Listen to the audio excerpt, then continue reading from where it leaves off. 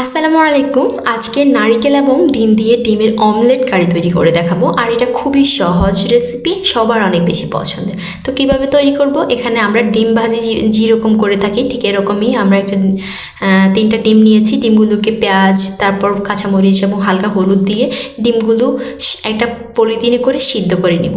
তারপর ডিমগুলো সিদ্ধ হওয়ার পর একটু ঠান্ডা হয়ে আসলে কিন্তু আমরা এগুলোকে পিস পিস করে নেব।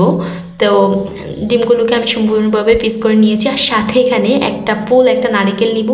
একটা নারকেল কিন্তু আমি ব্লেন্ডার করে নিয়েছি, আপনারা চাইলে কিন্তু এখানে বেটে নিতে পারেন। তো নারকেলগুলো কিন্তু আমরা এখানে একটা সাইডে রেখে দিব। তো আপনারা চাইবেন কিন্তু একটা ফুল নারকেল ব্যবহার করার জন্য, তাহলে কিন্তু আপনার টেস্টটা ভালো আসবে।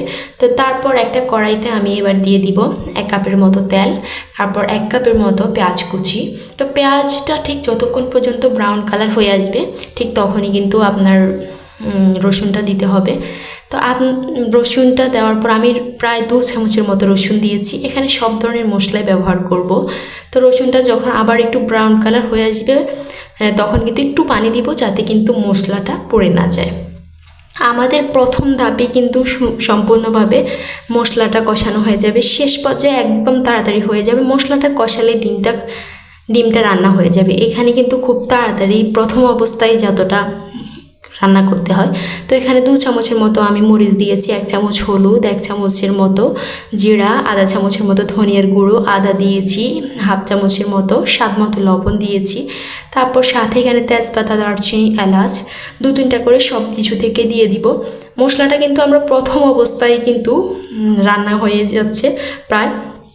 তো যখন মশলাটা কষে আসছে ঠিক তখনই কিন্তু আমরা নারিকেলটা দিয়ে দিচ্ছি।